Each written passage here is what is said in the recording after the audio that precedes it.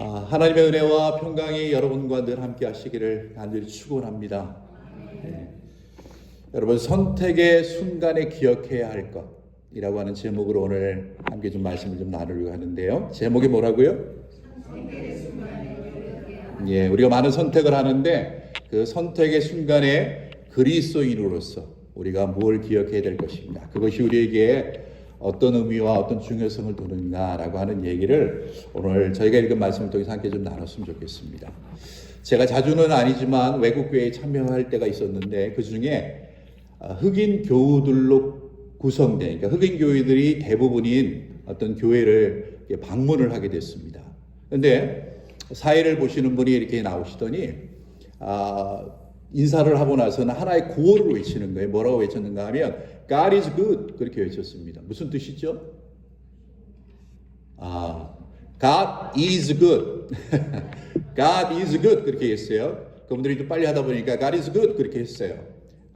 하나님은 선하십니다, 이렇게 사회자가 이렇게 외쳤는데 앉아있는 분들이 꽤 많았거든요. 그분들이 똑같은 목소리로, 그리고 굉장히 큰 목소리로 뭐라고 얘기했는가 하면 all the time, 그렇게 얘기를 했습니다. all the time은 뭐예요?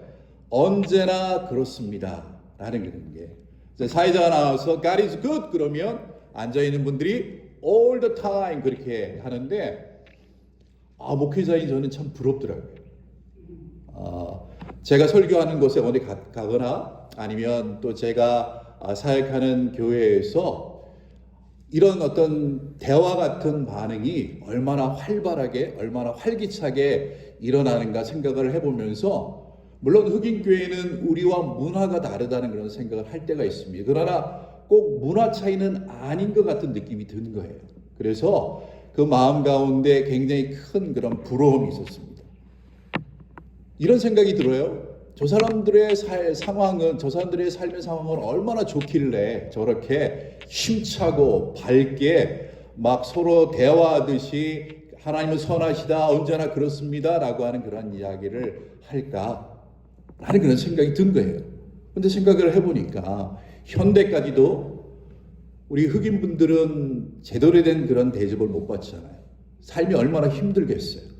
그런데 교회에 와서 자신들이 밖에서 어떤 일을 당했는 것과는 상관없이, 어떤 환경 속에서 지금 어떤 문제를 가지고 있는 것과는 상관없이 앞에서 사회자가 하나님은 선하십니다 라고 얘기하니까 거기 앉아있는 모든 분들이 언제나 그렇습니다 라고 하는 그 외침을 누가 시켜서도 아니고, 이건 뭐 모기 소리 같은 작은 소리도 아니고, 어찌 보면 가장 큰 힘을 다해서 하는 소리를 듣고 나서는 참 너무나도 좋고 너무나도 그렇게 부러웠습니다. 왜 그러면 그분들이 그렇게 서로 이야기를 할 수 있었을까 생각을 해보니까, 그분들이 거기 온 이유는 자기가 지금 예배당에 오기 전까지 무슨 일이 있었는지, 하루 전에, 이틀 전에, 3일 전에 무슨 일이 있었는지, 자기의 마음이 얼마나 힘들었는지, 다른 사람이 나를 얼마나 괴롭혔는지, 내가 경제적으로 얼마나 힘든지, 거기에 대한 그런 생각은 없고 오로지 누구에 대한 그런 생각만 있는 거예요?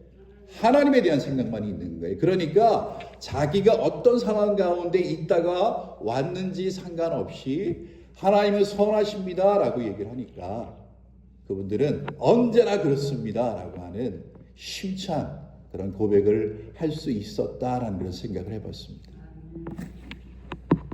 우리가 구약에 보면 많은 분들이 좋아하는 성경들이 많죠. 그런데 많은 분들이 시편의 말씀을 좋아합니다. 시편은 150편으로 된 시의 모음집이에요. 근데 그 시편은 성공한 사람들에 대한 이야기만 적혀 있는 건 아닙니다. 뭐 감사해야 될 것, 뭔가 영웅적인 활동을 했다거나 그러한 활동을 한 사람들의 이야기가 아니라 더 많은 내용은 억울한 일을 당하고 슬픔을 당하고 탄식하고 아파하고 질병 가운데 힘들어하는 사람들이 하나님에게 막 탄식하고 불평하고 불만을 터뜨리고 기도하는 그런 내용들이 적혀 있는 것이 바로 시편의 그런 내용들입니다. 그래서 시편의 말씀을 읽으면 짧게 이렇게 요약할 수 있어요. 인생은 참 쉬운 게 아니다. 인생은 참 쉬운 게 아니다. 이렇게 한번 정리를 해볼 수 있습니다. 자, 그런 시편의 모음집을 처음 시작하는 게 시편 1편이잖아요. 자, 시편 1편이 어떻게 시작이 되죠? 시편 1편이 어떻게 시작된다고요?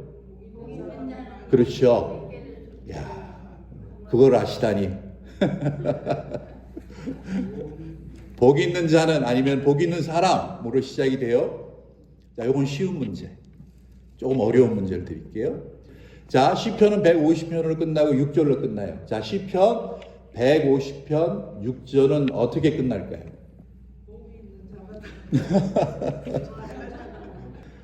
자, 시편 150편 6절은 한번 읽어볼까요?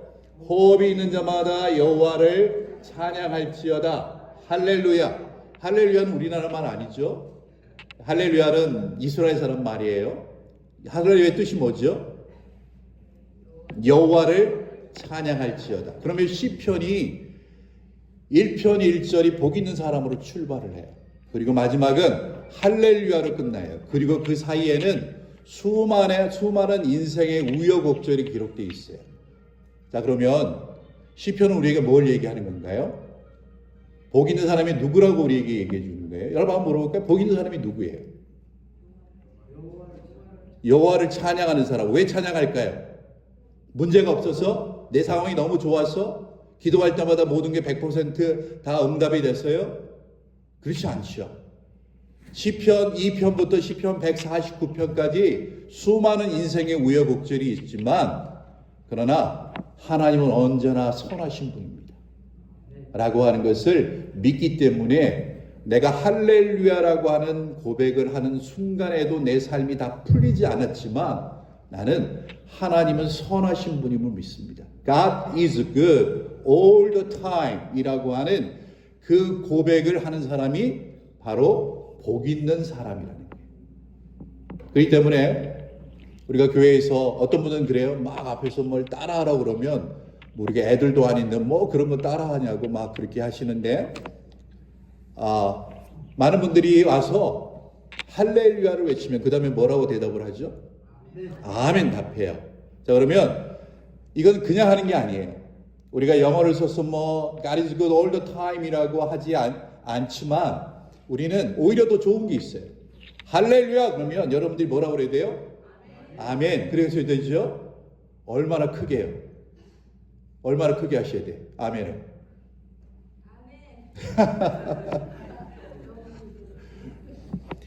어떤 분은 그래요.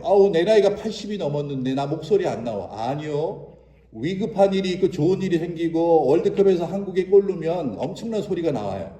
4대 되는 소리가 있어요. 하나님의 은혜가 느껴지면 우리는 힘차게 고백할 수 있어요. 그래서 한번 이렇게 했으면 좋겠어요. 우리가 할렐루야 아멘 하는 건 인사가 아니에요. 우리가 할렐루야 그러면 하나님이 나에게 베풀어 주신 그 은혜가 커서 내가 어떠한 인생의 길을 걸어갈지라도 하나님은 나에게 항상 선하신 분임을 믿습니다 라고 하는 대답으로 아멘 이렇게 하는 거예요. 그래서 우리 교회는 기도가 마치면 아멘 하죠. 그때 아멘 이렇게 하지 마시고 공동의 기도가 마치면 우리가 함께 기도하는 거예요. 내 마음이 거기 들어가 있는 거예요. 대표자의 마음 안에 들어가 있는 거예요. 그때 내가 대표자가 기도했지만 내 기도가 거기 들어가 있음을 내가 믿습니다. 그리고 끝날 때 어떻게 해야 돼요? 아멘. 자, 그러면 한번 해볼게요. 할렐루야. 좀 더 크게 하실 수 있을 것 같아요. 여러분들 지금 막 소리 질러도 괜찮아요. 맛있는 밥이 준비되어 있어요. 여러분들 굶고 집에 안 가요. 그렇기 때문에 말씀이 들릴 때 이거는 그저 광신자가 하는 그런 행동이 아니에요. 우리는 하나님 앞에 우리의 최선을 다해서 반응을 해야 돼요. 남자, 여자, 아픈 사람, 건강한 사람, 나이에 상관없이 하나님의 은혜가 나에게 감사하게 느껴지면 우리는 그에 대해서 우리가 할 수 있는 최고의 반응으로 우리가 해야 되는데 그 인사를 한번 해보자.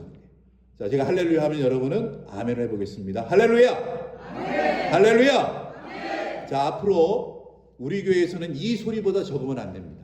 아멘 하려면 이 소리보다는 크게 하셔야 돼요. 아시겠죠? 오늘 처음 오셨는데 마음에 들어. 응? 복 있는 사람이에요. 복 있는 사람. 그렇지.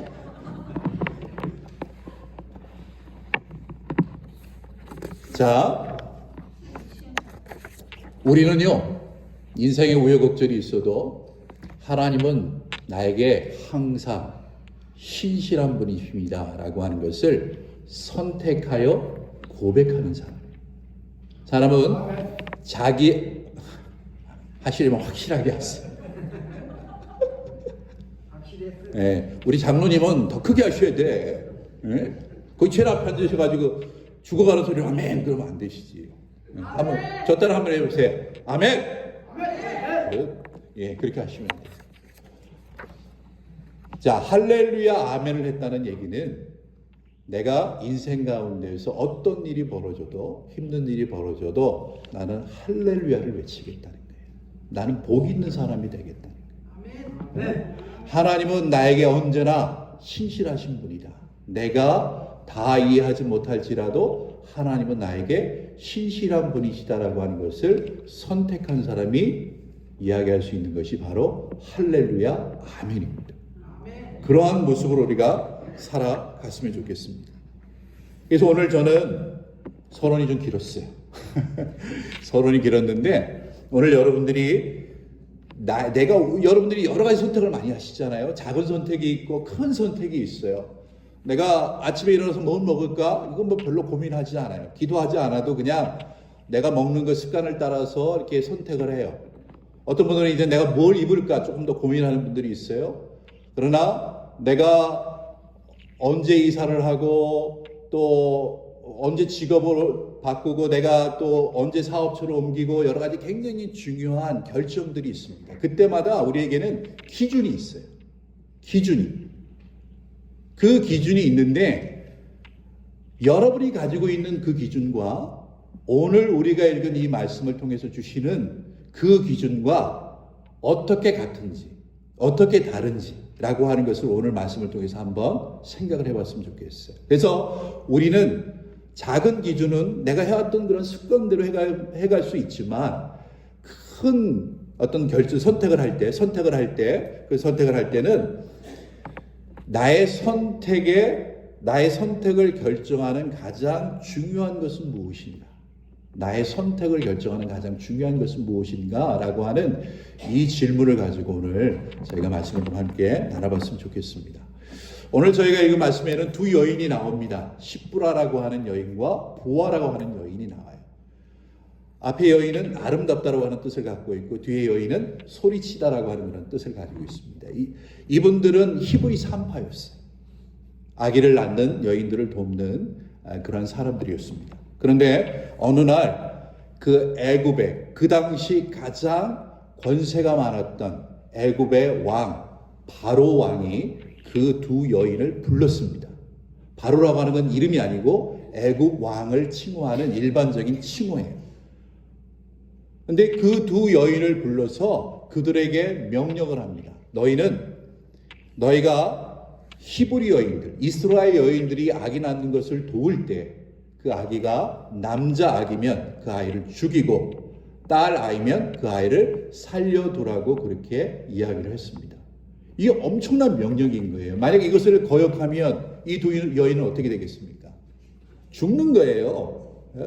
그 당시 최고의 왕이었던 권력을 가지고 있던 그 왕의 명령을 거절하면 이 여인들은 죽을 수밖에 없어요. 그런데 이 여인들이 어떤 선택을 하죠? 남자 아기들을 죽이지 않고 살리는 선택을 합니다. 그런데 그 선택을 할 때에 그들이 결정할 수 있는 그러니까 그들이 그렇게 결정할 수 있도록 한 가장 중요한 요소를 성경은 이렇게 얘기합니다. 한번 볼까요? 한번 같이 읽어볼까요? 그러나 산파들이 하나님을 두려워하여 애굽 왕의 명령을 어기고 남자 아기들을 살린지라. 자, 여기에는 두 가지 두려움이 나와요. 하나는 가장 권세가 많은 바로 왕이라고 하는 사람, 바로 왕이 내려준 그 명령을 어기면 죽을 수 있다라고 하는 두려움이 있고요. 또 한 가지는 하나님에 대한 그러한 두려움이 여기 나옵니다. 그런데 이 여인은 바로 왕이 죽을 수 있다라고 하는 그 두려움이 아니라 하나님을 두려워하는 것을 선택을 하게 되어졌습니다. 그래서 우리는 여기서 중요한 한 가지를 발견하게 되어지는데, 사람은 무엇을 두려워하느냐에 따라서 그 두려움 때문에 어떤 결정을 하게 된다는 겁니다. 만약 바로를 두려워했다면 당연히 남자 아기들을 죽이는 선택을 했을 것입니다. 그런데 이들은 바로가 아니라 하나님을 두려워했기 때문에 남자아이를 살리는 그러한 결정을 했습니다. 바로를 두려워한다는 것은 바로를 무서워한다라고 하는 말로 표현을 할 수 있고, 하나님을 두려워한다라고 하는 말은 하나님을 경외한다라고 얘기할 수 있습니다. 하나님을 경외한다는 얘기는 하나님이 자기 삶의, 자기 결정의 중심이라는 거예요. 하나님이 말씀하시는 것이 자기 결정의 중심이 되고 가장 중요한 요소이고, 자기를 통해서 하나님을 가장 드러내기를 원하는 것이 바로 하나님을 경외하는 것이라고 볼 수 있습니다. 제가 밴쿠버에 부목사로 있을 때 믿음이 좋은 분들이 참 많았어요. 여기도 많으시고 또 거기도 많으셨는데, 한 30대 중반 되는 젊은 남 집사님이 굉장히 부자 동네, 굉장한 부자 동네에 찻집을 인수하게 됐습니다. 우리 캐나다는 좀 산에 살아야 좀 잘 산다고 그러잖아요. 근데 저는 어릴 때 산에 살았는데 달동네 살았다고 그러더라고요. 굉장히 부잣집 동네에 찻집을 해서 큰 포부를 가지고 이 찻집을 통해서 내가 돈도 벌고 선교도 하고 그리고 나의 삶을 좀 부유하게 살아야 되겠다라는 생각을 가지고 이제 열심히 준비해서 그 찻집을 인수하고 이제 운영을 시작하게 됐습니다. 근데 이 잘 되어야 할 그런 찻집이 주인이 바뀌고 주인이 동양인이다 보니까 이 차를 마시는 서양 분들이 잘 안 오는 거예요. 그러니까 이 찻집이 생각보다 인수하기 전에 운영되어졌던 수입보다 이제는 수입이 적어지기 시작합니다.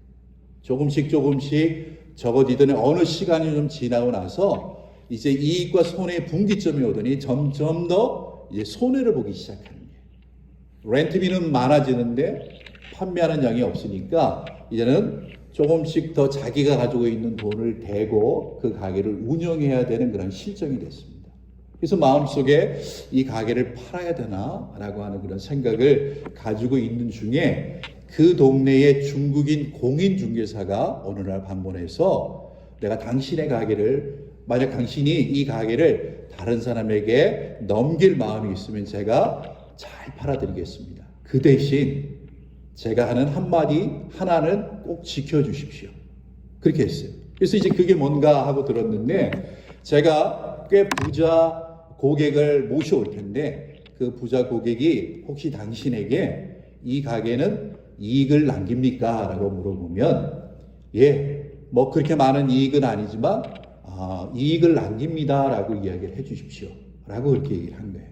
그래서 약속을 잡고 이제 이 집사님과 그리고 공인중개사와 이제 앞으로 이 가게를 인수하려고 하는 그런 고객이 함께 만남을 가졌습니다. 그래서 여러 얘기를 하다가 이 가게를 인수하려고 하는 사람이 이 집사님에게 물었어요. 혹시 이 가게는 이윤이 얼마 정도 남습니까? 이렇게 물었어요. 근데 이 집사님이 고민이 생기는 거예요. 왜 고민이 생겼을까요? 내가 공인중개사가 한 그 이야기를 하면 이 가게를 팔릴 수도 있을 것 같은데 라는 생각과, 그래도 내가 교회 집사고 신앙생활을 하고 있는데 거짓말을 할 수 있을까 라고 하는 그 생각이 그 순간에 갑자기 막 교차가 되는 거예요. 얼마간의 시간이 지나서 이 집사님이 그 고객에게 이렇게 얘기를 했습니다. 저는 그리스도인입니다. 저희 가게는 공인중개사가 이야기한 것처럼 이익을 남기는 교회가 아니고 손해를 보고 있습니다. 그렇게 얘기를 했어요. 그러자 그 고객이 그것을 듣고 이렇게 대답을 했습니다. 저도 그리스도인입니다. 솔직하게 얘기해 주셔서 감사합니다. 라고 그렇게 얘기가 끝났어요. 자, 그 뒤에 뭐 어떻게 됐을까요?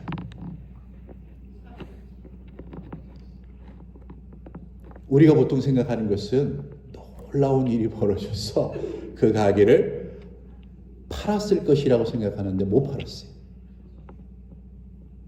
그리고 본인이 모든 가게 물품들을 다 정리하고 꽤 많은 손해를 보고 그 가게를 다른 업종을 하는 사람에게 넘겨줘야 됐습니다. 여러분의 마음속에 이 사람은 그 뒤에 하나님이 복을 받아서 더 많은 것을 얻었어야 되는데 라고 생각을 할 수 있어요. 자, 다른 얘기 또 하나 할게요. 이건 성경에 나온 얘기예요. 성경에 아간이라고 하는 사람이 나옵니다. 아간이라고 하는 사람은 위대한 지도자도 아니고 뛰어난 선지자도 아닙니다. 그리고 이스라엘이라고 하는 나라를 위해서 영웅적인 그러한 일을 한 사람도 아닙니다.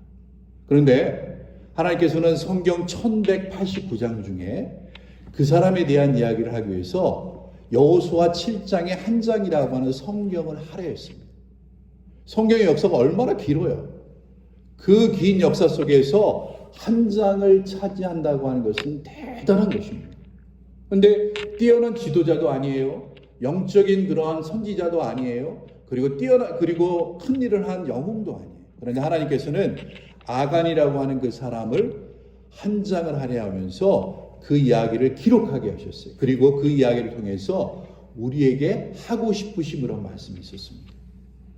자, 이스라엘 백성들이 40년 동안 광야에서 생활하고 요단강 동쪽에서 이제 하나님이 약속하신 가나안 땅에 들어갔습니다. 그리고 첫 번째로 점령한 성이 여리고성이에요.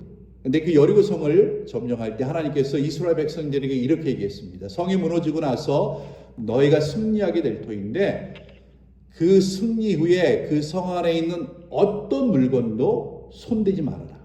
훔치지 말라는 얘기예요. 손대지 말라고 이렇게 얘기를 했습니다. 근데 모든 사람이 그렇게 한 줄 알았어요. 근데 아이성이라고 하는 작은 성을 공격할 때 그 아이성을 너무 깔보다가 패배를 하게 됐습니다. 그런데 그 패배의 원인이 그 성을 깔봤거나 아니면 이스라엘 백성들의 군사력이 약했기 때문이 아니라 아간 때문이라고 하나님께서 말씀하셨어요. 그러면서 하나님께서 이 이스라엘 백성들 가운데 죄를 지은 사람이 있고 그 죄를 지은 사람이 바로 이 패배의 원인이라고 말씀하셨습니다. 그러면서 지파, 가문, 가족 그리고 아간이라는 사람을 선택을 하셨어요. 그런데 그 아간이 뭔 일을 했는가 하면 그 당시 굉장히 비싼 옷 하나와 그리고 적지 않은 은과 금을 훔쳐서 자기 장막에다가 숨겨놓는 일을 했습니다. 아마 다른 사람들은 몰랐던 것 같아요. 그런데 하나님께서는 그 아간이 한 그 일을 드러내셨어요. 왜 드러내셨을까? 왜 드러내셨을까? 왜 들춰내셨을까요? 도둑질하지 말라고요? 도둑질하지 말라고 하나님께서 아간의 얘기를 한 장이나 써놓으셨을까요? 저는 그 의미도 분명히 있겠죠. 그러나 하나님이 그것을 통해서 우리에게 주시는 그리고 조금 전에 찻집 운영했던 그 집사님을 통해서 우리에게 주시는 크게 두 가지의 이유가 있다고 생각합니다. 첫 번째는 아간은 이렇게 생각했을 거예요. 내가 대단한 사람이야. 나는 지도자도 아니고 선지자도 아니고 뛰어난 일을 한 것도 아니고 다른 사람이 나를 인정해 주는 것도 아닌데 내가 이런 일 좀 한다고 무슨 이스라엘이 멸망을 하겠어. 그리고 하나님이 이 땅 가운데서 이 땅을 멸망시키겠어. 자기 자신이 한 짓에 대해서 자기가 한 것이 이 정도는 어때? 라고 하는 그런 생각을 가지고 있었던 것 같아요. 그리고 아무도 안 보는데 내가 이런 일을 했다고 지금 아무도 안 봤는데 라고 하는 그런 생각을 가지고 있었던 것 같습니다. 그런데 하나님께서는 그 작은 사람, 뛰어나지 않는 그 한 사람을 굉장히 크게 보셨어요. 그것 때문에 아이성의 전투에서 이스라엘이 패배할 정도로 하나님께서는 그것을 굉장히 마음 아파하셨습니다. 왜 그럴까? 우리가 어떤 선택을 하게 되어질 때 하나님께서는 우리에게 이것을 기억하라고 하시는 것 같아요. 사람들은 몰라도 사람들은 안 봐도 나는 보고 있고 나는 알고 있다 라고 하는 것을 우리로 하여금 기억하라고 말씀하시는 거예요. 우리가 누군가에 대해서 어떤 생각을 할 때, 누군가에 대해서 우리가 어떤 말을 할 때, 그 사람이 그 자리에 없더라도 하나님께서 우리의 생각과 우리의 말을 알고 계신다는 거예요. 자, 그 찻집, 그 30 중반의 그 젊은 청년 같은 그 집사님이 그 한마디 거짓말만 하면 그 가격을 팔 수도 있었을 거예요. 그런데 하나님이 나를 보고 계시는데 그 한마디 거짓말 때문에 내가 그것을 내 가게를 팔 수는 없다라고 하는 그런 생각을 가지고 있었던 거예요. 그런데 아간은 아니에요. 아간은 아예 그런 생각이 없었던 거예요. 그런 생각이 없으니까 뭐 이쯤 하면 안 되는 거야? 뭐 아무도 안 보는데? 라고 하는 그런 생각 때문에 그는 쉽게 하나님이 하지 말라고 하는 그런 일들을 하면서 물건을 훔쳤던 거죠. 우리가 어떤 선택을 할 때 저는 하나님께서 오늘 이 말씀을 통해서 우리에게 주시는 첫 번째 말씀은 다른 사람들이 몰라도 하나님은 알고 계시고 다른 사람들은 못 봐도 하나님은 보고 계시다라고 하는 그 생각을 기억하는 것만으로도 우리의 말과 우리의 생각과 우리의 말과 우리의 행동은 굉장히 달라질 수 있다는 겁니다. 그런데 이것보다 조금 더 중요한 이유가 있는 거예요. 나중에 그 집사님하고 얘기를 해보니까 그런 생각이 들었다는 거예요. 나는 하나님의 사람인데 내가 그 거짓말 하나 때문에 가게를 팔고 그동안 손해봤던 것들을 보충해서 내가 그 돈을 얻는 것이 마땅하지 않았다는 거예요. 내가 하나님의 사람이라고 하는 그 정체성이 그것보다 더 중요했다는 거예요.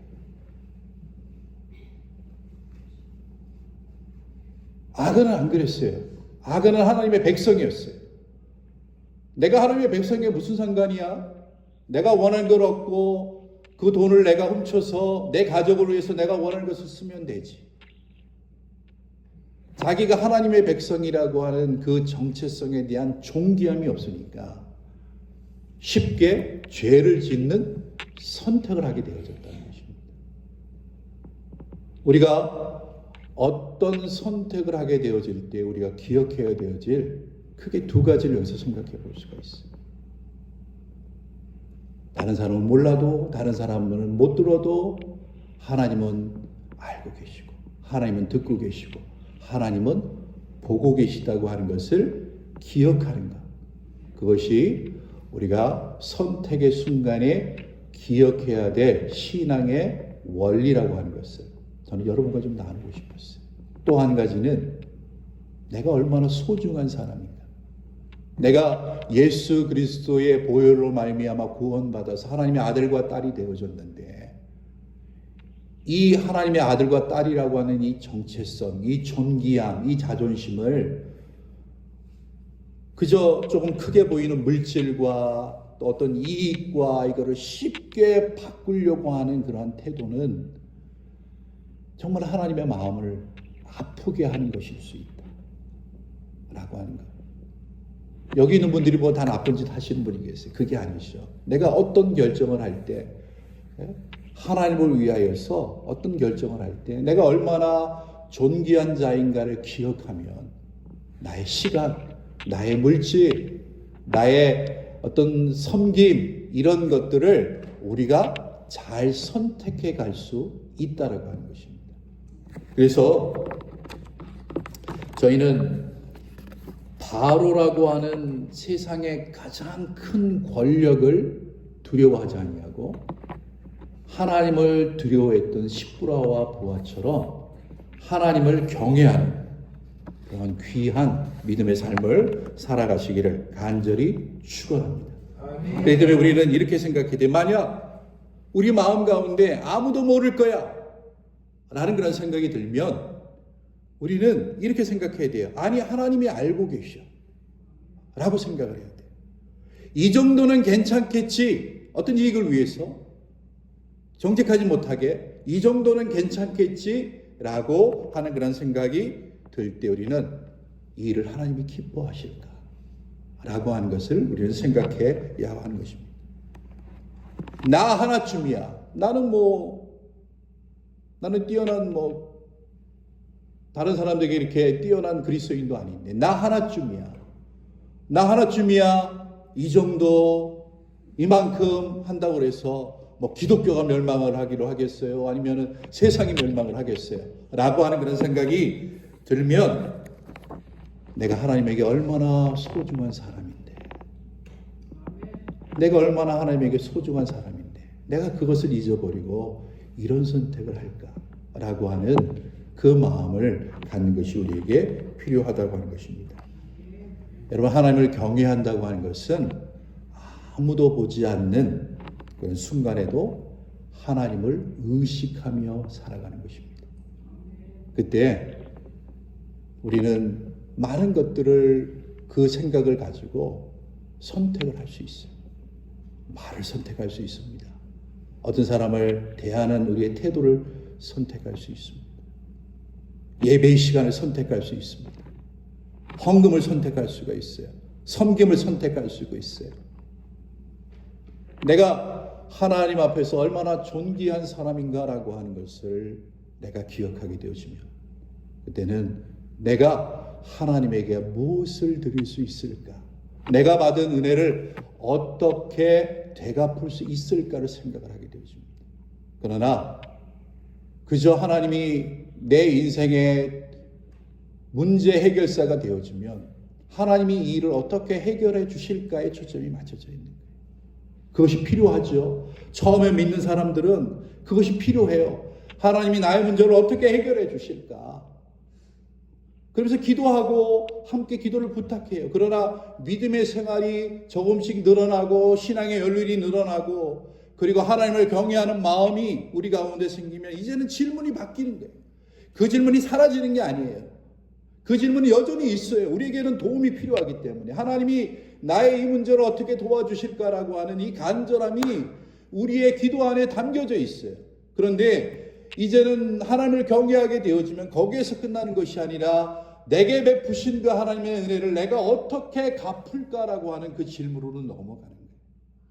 나의 시간과 나의 건강과 나의 물질과 나의 정성과 나의 믿음을 어떻게 하나님의 은혜를 갚는 일에 사용할 수 있을까라고 생각하고 기도하고 결정하고 교회를 통해서나 선교단체를 통해서나 아니면 알고 있는 분들을 통해서나 아니면 내가 만나는 어떤 단체든지 그것을 통해서 나를 통하여 하나님의 은혜가 흘러갈 수 있도록 하는 것이 바로 하나님을 경외하는 그런 삶이라고 하는 것입니다.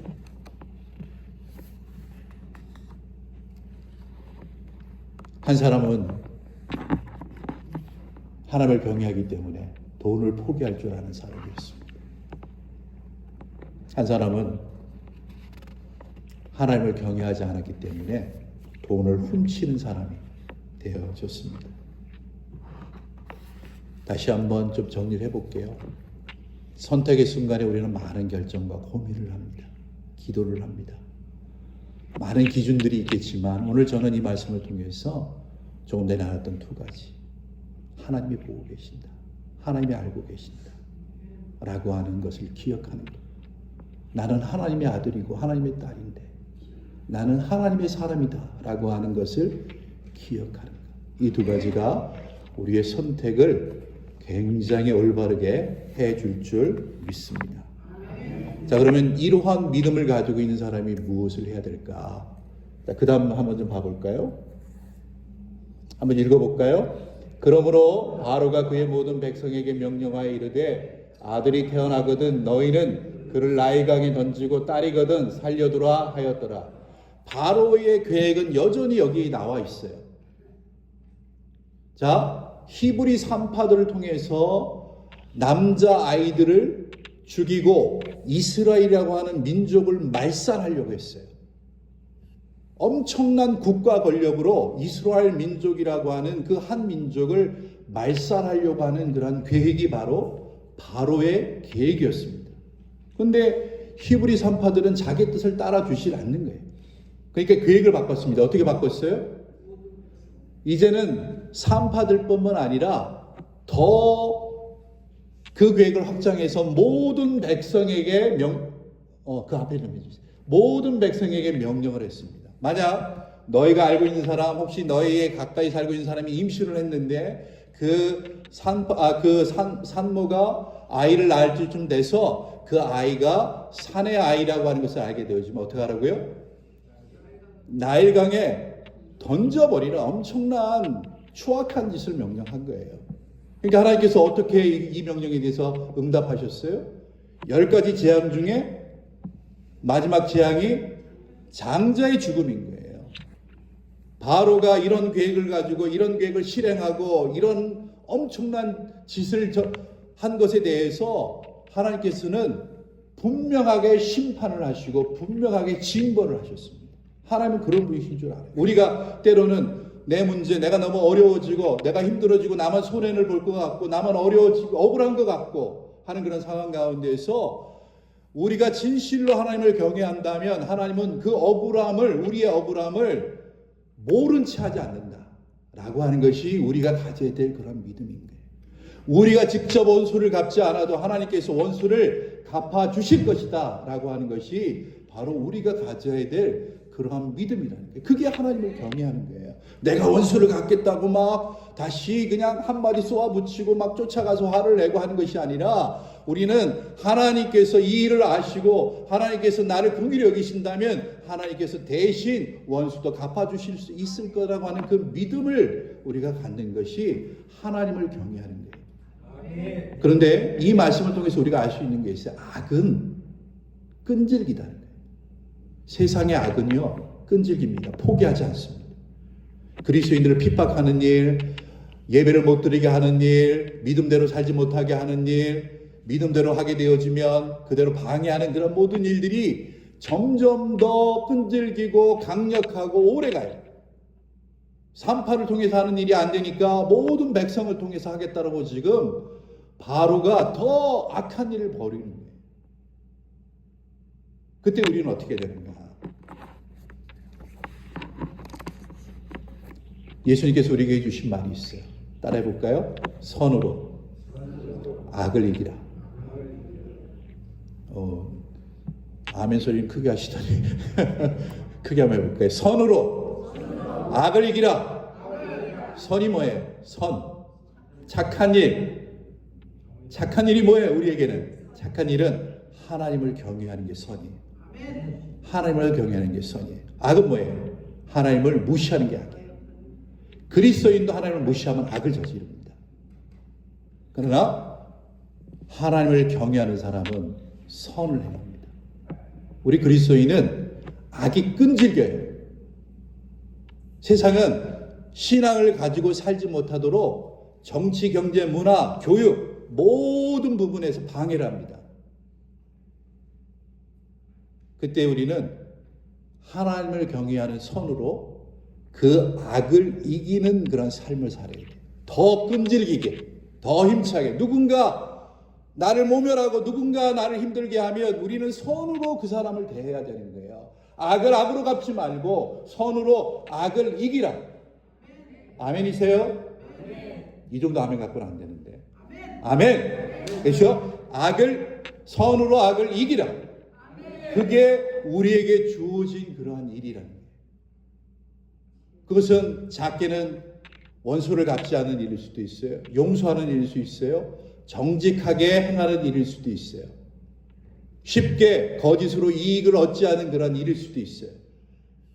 그러한 일들을 통해서 우리는 나는 하나님이 원하시지 않는 것들은 하지 않고 하나님이 원하시는 것을 하며 사는 그런 하나님의 아들이라고 하는 그 마음을 가지고 선을 행할 때 느리더라도 그 선이 악을 이길 줄 믿습니다. 하나님께서는 우리에게 그것을 이야기를 해주고 있습니다. 그렇기 때문에 우리는 억울한 일을 당하면 그 억울한 일에 매몰돼서 왜 이런 일이 벌어졌지, 왜 저 사람이 나에게 이렇게 했지 라고 하는 것에 막 매몰되어져 가지고 거기에 갇혀 가지고 그냥 죽을 것 같이 사는 것이 아니라 그 문제를 가지고 하나님 앞에 나아가서 하나님, 나는 이해되지 않는데 나에게 이런 일이 벌어졌습니다. 내가 이 일에 대하여 어떻게 선으로 반응할 수 있습니까? 라고 그렇게 우리는 하나님께 지혜를 구하고 우리가 할 수 있는 일을 우리가 할 수 있어야 돼요. 용서하고 정직하고 바로 대응하지 아니하고 선한 말로 그 사람을 대하는 것이 바로 우리가 계속해서 해야 될 일입니다. 원수는 하나님이 갚아주신다 라고 하는 그 마음 가지고 우리가 하나님을 경외하며 하나님이 우리 삶을 인도해 주실 줄 믿습니다. 여러분, 우리가 믿음 생활 부흥회나 예배 시간에 한 번 은혜 받았다고 우리의 믿음과 우리의 삶이 확 좋아지는 거 아니에요. 꾸준하게 예배드려야 돼요. 우리가 주일날 은혜 받고 갔으면 일주일 동안 사탄이 야금야금 그 은혜를 뺏어가요. 토요일쯤 되면 그냥 아주 그냥 매가리가 없는 사람이 될 수도 있어요. 또 주일날 모이는 거예요. 매일마다 우리는 여러 선택을 하는데 우리는 하나님을 선택하고 하나님의 말씀을 선택하고 하나님의 뜻을 선택하고 하나님이 원하시는 것을 선택하는 그러한 일을 해갈 때 하나님이 우리를 사용하실 줄 믿습니다. 자, 오늘 말씀을 좀 마무리해 볼게요. 그 다음 우리 21절 한번 봐볼게요. 한번 읽어볼까요? 그 산파들은 하나님을 경외하였으므로 하나님이 그들의 집안을 흥하게 하신지라. 어떤 분은 그렇게 묻더라고요. 그 집사님 어떻게 됐어요? 그렇게 손오여보 팔았는데 그런 믿음으로 살았으면 하나님이 당장에 뭐 집 몇 채라도 살 수 있는 성공을 주셔야 되는 거 아니에요. 맞아요. 그런 분들도 있어요. 그런 분들이 간증하잖아요. 근데 하나님을 경외해서 손해를 봤다고 하나님을 경외하는 것이 사라지는 걸까요? 저는 아니라고 봐요. 하나님을 경외함으로 손해를 봤다고 하나님이 반드시 다 채워줘야 되는 걸까요? 그렇지 않을 수도 있다라고 봐요. 저는 그것이 진정으로 하나님을 경외하는 것이라고 봅니다. 저는 우리들의 믿음이 거기까지 갔으면 좋겠어요. 내가 하나님을 경외했기 때문에 하나님은 반드시 복을 주셔야 되고 내가 이만큼 손해를 봤기 때문에 반드시 보충을 해줘야 되고 보충을 해주지 않으면 왜 보충을 해주지 않았느냐고 그냥 불평하는 것이 아니라 내가 하나님을 경외함으로 손해를 봤는데 그것이 어느 정도 시간이 지나도 보충이 안 돼도 나는 하나님을 경외하는 것으로 만족하고 하나님의 사람으로 살겠다라고 하는 그 믿음까지 저는 가야 된다고 생각을 해요. 그러나 제가 말씀을 보건대 이 말씀이 진리라고 생각해요. 다시 한번 읽어볼까요? 하나님을 경외하였으므로 하나님이 그들의 지망을 흥하게 하신지라. 하나님을 경외하는 분의 삶을 외면하지 않으신다는 것이 하나님의 마음이에요. 저희들이 목회자에게 이야기되는 것들이 있어요. 작은 교회를 평생 섬기신 분, 정말 10명이 안 되는 분들을 놓고 평생 설교하시고 그 작은 교회를 평생 기도하며 섬기셨던 분이 목회를 하고 은퇴를 하고 돌아가시면 그렇게 하나님을 경외한 분인데 그분은 하나님의 복을 받은 것이냐 안 받은 것이냐, 받은 거야 안 받은 거야.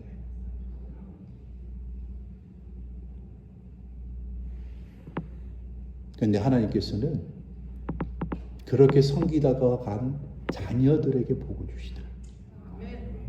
여러분, 내가 하나님을 경외하는 것이 중요한 것이지 그 일로 인해서 하나님이 나를 어떻게 복을 주시는가라고 하는 것, 하나님은 내가 아니면 내 자녀에게 그리고 우리의 손자, 손녀에게 그리고 우리 가정에 그리고 우리가 섬기는 교회에 복을 주실 줄 믿습니다.